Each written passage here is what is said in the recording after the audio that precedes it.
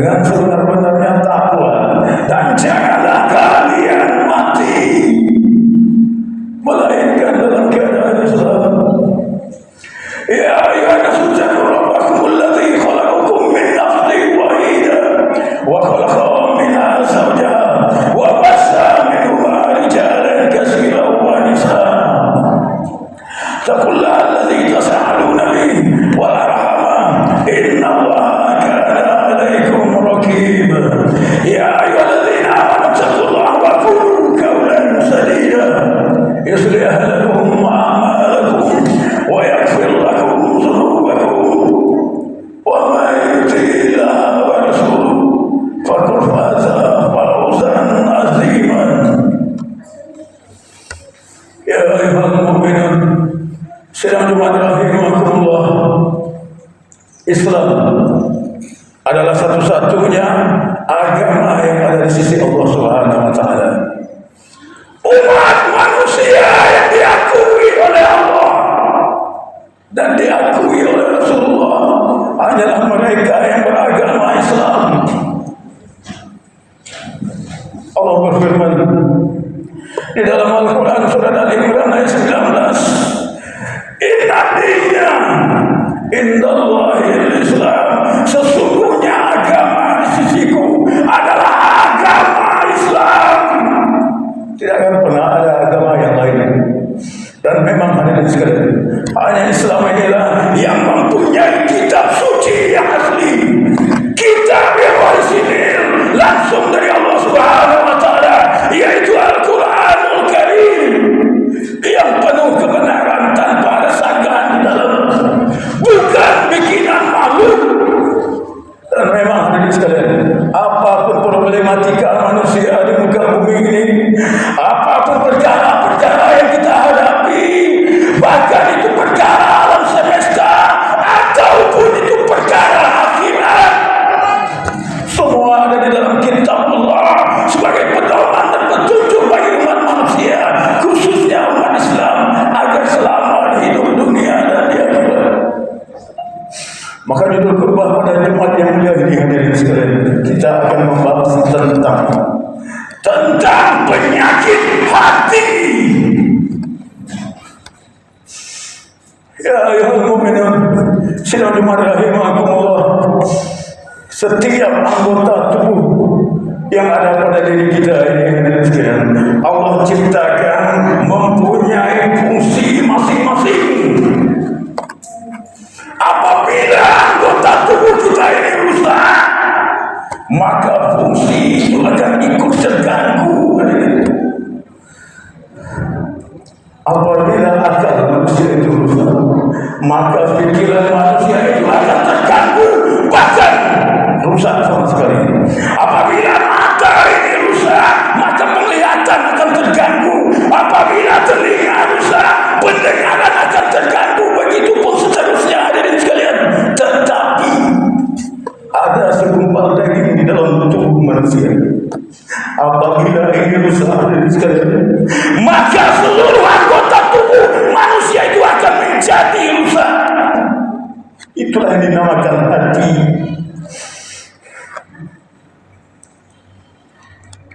Tetapi hadirin sekalian, apabila hati ini baik, maka semua anggota tubuh amalan-amalan manusia itu akan menjadi baik.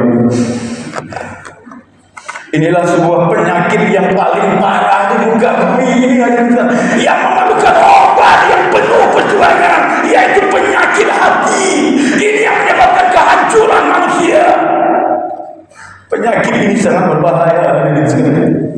Kadang orang yang menderita penyakit hati ini, ia tidak merasakan atau ia tidak sadar akan penyakit yang ia derita. Ataupun mungkin ada orang yang sadar hatinya telah rusak, tetapi untuk mengobati penyakit hati ini sangat payah, sangat butuh pengorbanan hadirin sekalian. Kenapa? Karena obat penyakit hati ini butuh perjuangan yang tegar, butuh kesabaran untuk mengobati hati ini.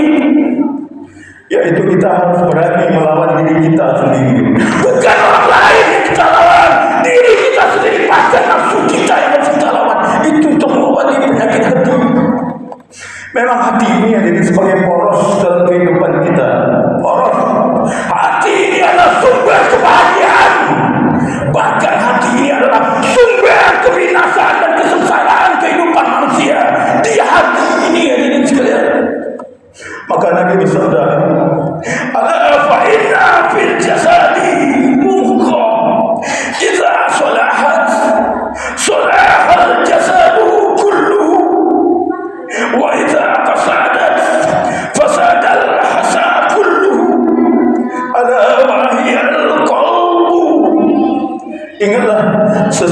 di dalam diri kalian ada segumpal daging. Apabila ia baik, maka akan baik seluruh badannya. Apabila ia rusak, maka rusak pula seluruh badannya. Ketahuilah, itulah yang dinamakan hati. Hati ini ada di sini. Memang pusat segala-galanya. Maka hadis ini menjelaskan baiknya amalan seseorang manusia di muka bumi ini itu disebabkan baiknya hati. Rusaknya amalan manusia dalam kehidupannya disebabkan rusaknya hati. Ikhwatul iman rahimakumullah. Maka di dalam syariat Islam, di dalam kitab Allah Al-Quranul Karim, dan di dalam sunnah Rasulullah SAW dijelaskan tentang hati ini. Hati ini ada 3 macam di dalam kitab Allah. Yang dua adalah hati yang sakit, hati yang terkena fitnah, dan hati yang keras lagi mati. Sedangkan yang selamat adalah satu, hati orang-orang yang beriman, yaitu hati mereka yang merendahkan diri kepada Allah, menerima kebenaran dan dia taat kepada Allah Subhanahu wa taala. Itulah hati yang damai, hati yang kusuk kepada Allah, taat kepada Tuhan Rabbul Alamin. Nah, yang harus kita ketahui tentang hati yang 3 ini adalah, ini wajib kita ketahui apa makna dari hati yang 3 ini. Yang pertama adalah hati yang selamat. Itu adalah hati yang bersih, yang menerima, yang mencintai, yang mendahulukan kebenaran. Hati yang selalu takut akan hal-hal yang membuat dirinya akan jauh kepada Allah. Dia takut akan hal itu. Dia akan takut berbuat dosa, takut Allah akan membencinya. Inilah hati yang selamat. Hati yang mengerti dan paham akan tujuan hidup di muka bumi ini, sesuai dengan firman Allah di dalam Al-Quran surah Az-Zariyat ayat 56, wa ma khalaqtul jinna wal insan illa liya'budun, dan aku tidak menciptakan jin dan manusia melainkan agar mereka beribadah kepadamu. Ini hati yang menerima ayat ini, hadirin sekalian. Yang kedua adalah hati yang keras lagi mati, yaitu hati yang tidak mau menerima kebenaran, hati yang tertutup menerima kebenaran, hati yang menjauh dari Tuhan, hati yang tidak taat kepada Allah, yang tidak berserah diri dan tidak membuat amal ibadah di muka bumi ini. Bahkan dia menuruti hawa nafsu, dia menuruti bujuk rayu setan. Ini hati yang keras lagi mati, hati yang tidak menerima kebenaran. Maka Allah berfirman di dalam Al-Quran surat Al-Ahzab ayat 5, walamma zawwarahu Allahu qulubahum wallahu la yahdil qaumal fasikin. Maka tatkala mereka berpaling dari kebenaran, maka Allah memalingkan hati mereka, dan Allah tidak memberi petunjuk kepada orang-orang yang fasik. Bahkan dikatakan, hadirin sekalian, orang yang keras hati, orang yang mati hatinya ini, ia lebih rendah, ia lebih hina daripada binatang. Begitu dikatakan hati yang mati, hati yang keras. Yang ketiga, hadirin sekalian, yaitu hati yang sakit. Sebenarnya hati yang sakit ini menyimpan potensi yang hebat, hadirin sekalian. Kadang-kadang orang menderita hati yang sakit ini, kadang-kadang ia rajin beribadah, ia taat kepada Allah, ia beribadah, menegakkan syiar Islam, tetapi kadang-kadang imannya luntur, ia kembali berbuat maksiat, ia kembali berbuat keburukan. Kenapa bisa terjadi hal ini? Inilah dinamakan hati yang sakit. Ia tidak istiqomah mengejar sesuatu, ia bisa baik, ia bisa buruk. Kenapa bisa terjadi hal ini? Kenapa ini menimpa hati yang sakit ini? Sebabnya adalah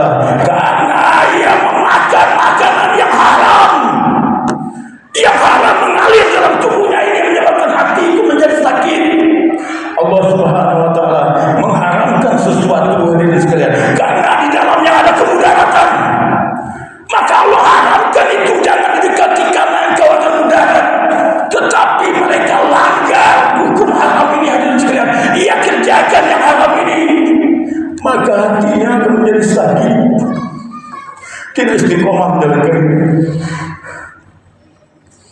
Ada yang dipegang Allah Subhanahu wa taala.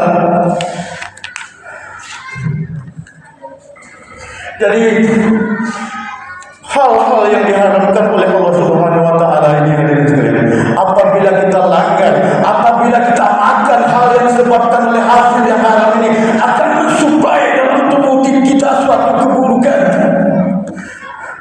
mensuplai hal-hal yang buruk dalam darah kita, dalam tubuh kita, makan berkumpul dalam hati.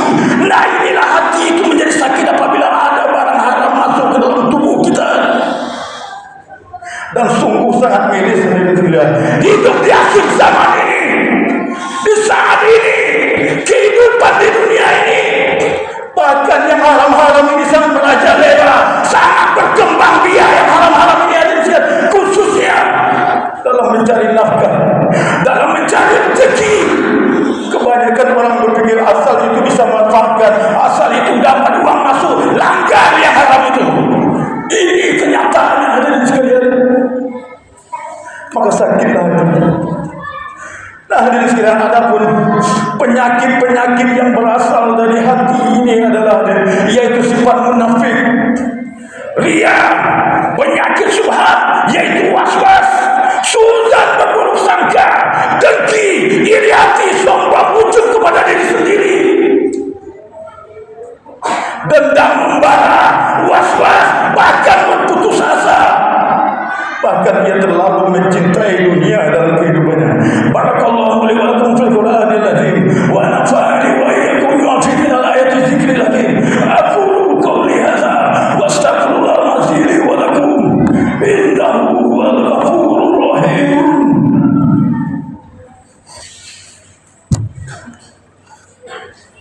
Allahumma salli wa sallim wa zid wa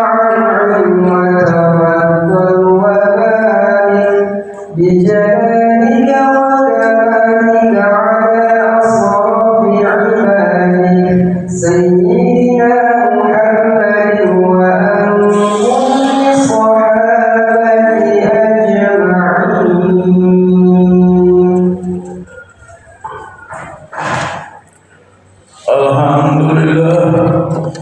الحمد لله الذي هدانا لهذا وما كنا لنهتدي لولا أن هدانا الله. والصلاة والسلام على رسول الله سيدنا محمد عبد الله وعلى آله وصحبه ومن والاه. لا حول ولا قوة إلا بالله. Ya ayyuhal mu'minun, sidang Jumat yang dimuliakan Allah Subhanahu wa taala. Pada khutbah yang kedua ini kita sedikit akan membahas bagaimana cara mengobati hati yang sakit ini. Ini yang perlu kita ketahui. Hati yang sakit ini bagaimana solusinya untuk memperbaiki. Maka di dalam syariat karena ada 10 poin di dalam syariat Islam untuk menyelamatkan hati yang sakit ini akan kita ketahui. Yang pertama adalah sering-seringlah kita bermuhasabah diri, artinya kaji diri, introspeksi diri, katakan kepada diri, siapa aku? Apa tujuan hidupku di muka bumi ini?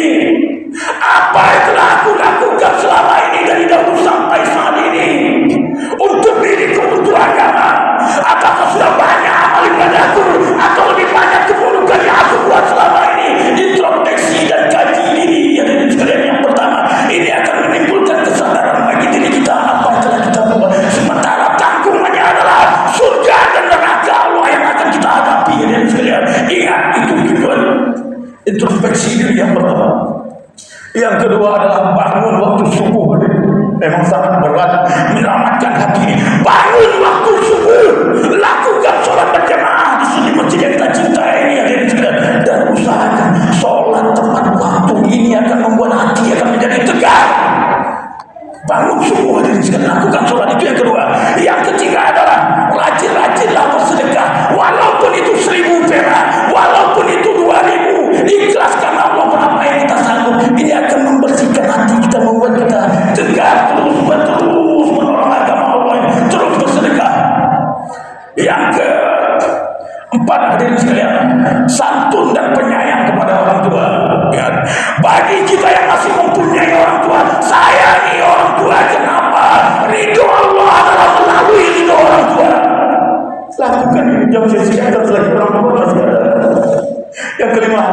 Jaga lisan.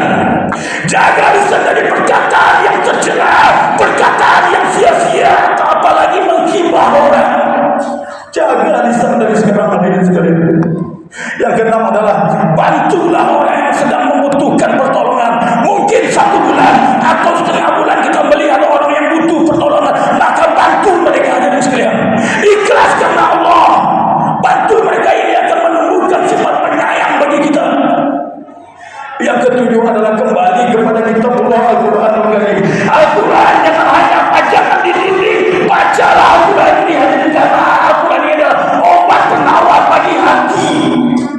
Walaupun berapa ayat kita baca satu hari, istiqomah baca Al-Quran, yang sia-siakan hanya jangan di dinding. Ini adalah obat penawar yang paling mujarab. Yang ke-8 adalah jauhi segala perbuatan yang mengandung unsur dosa. Jika itu mengandung dosa, tinggalkan. Akan pergi ke sana, di situ ada dosa, belok, jangan masuk sana. Yang ke-9, tinggalkan pekerjaan yang haram. Tinggalkan makanan dan minuman yang haram. Saat ini ada sekalian, segala sesuatu yang diharamkan itu tinggalkan oleh saat ini. Itu mengobati penyakit hati agar tidak masuk zat haram ke dalam hati ini. Yang terakhir adalah istiqomah terus di dalam kebaikan. Istiqomah di dalam Allah Subhanahu wa taala sampai kematian. Yang penting hadirin sekalian, segala amal kebaikan, segala amal ini lakukan ikhlas karena Allah Subhanahu wa taala. Hanya itu. Istiqomah di jalan Allah. Wa man ahsana qawlan mimman da'a ila Allah wa 'amila shalihan wa qala innani minal muslimin. Tidaklah yang lebih baik perkataannya daripada orang yang menyeru kepada Allah, mengerjakan amal soleh dan berkata sesungguhnya kami adalah termasuk orang-orang yang berserah diri. Demikianlah khutbah yang singkat ini, hadirin sekalian. Semoga kita dapat memperbaiki hati kita ini, karena hati ini adalah segala-galanya, hadirin sekalian. Hati ini pusat kebahagiaan dan pusat kesengsaraan. Maka selamatkan hati kita agar kita selamat hidup dunia dan di akhirat. Inna Allah wa malaikatahu yusholluna 'alan nabi. Ya ayyuhalladzina amanu shollu 'alaihi sallimu taslima. Artinya sesungguhnya Allah dan para malaikat bersalawat kepada Nabi. Wahai orang-orang yang beriman, bersalawatlah kepada Nabi, ucapkan salam kepada Nabi Muhammad sallallahu alaihi wasallam. Allahumma shalli ala Muhammad wa ala ali Muhammad kama shallaita ala Ibrahim wa ala ali Ibrahim wa barik ala Muhammad wa ala ali Muhammad kama barakta ala Ibrahim wa ala ali Ibrahim fil alamin innaka Hamidum Majid. Allahumma ighfir lil muslimin wal muslimat wal mu'minin wal mu'minat al ahya'i minhum wal amwat innaka sami'un qaribun mujibud da'wat. Allahumma nas'aluka salamatan fid din wa afiyatan fil jasadina wa ziyadatan fil ilmina wa barakatan fil rizqina wa taubatan qabla al-maut wa rahmatan indal maut wa maghfiratan ba'da al-maut. Allahumma amin alaina fi sakratil maut wa najata minan nar wal afwa indal islam. Allahumma ta'awwab al-khair wa abwab al-barakah wa abwab al-ni'mah wa abwab al-rizqi wa abwab al-quwwah wa abwab al-sihah wa abwab al-salamah wa abwab al-afiyah wa abwab al-jannah birahmatika ya arhamar rahimin. Allahumma izzil islam wal muslimin.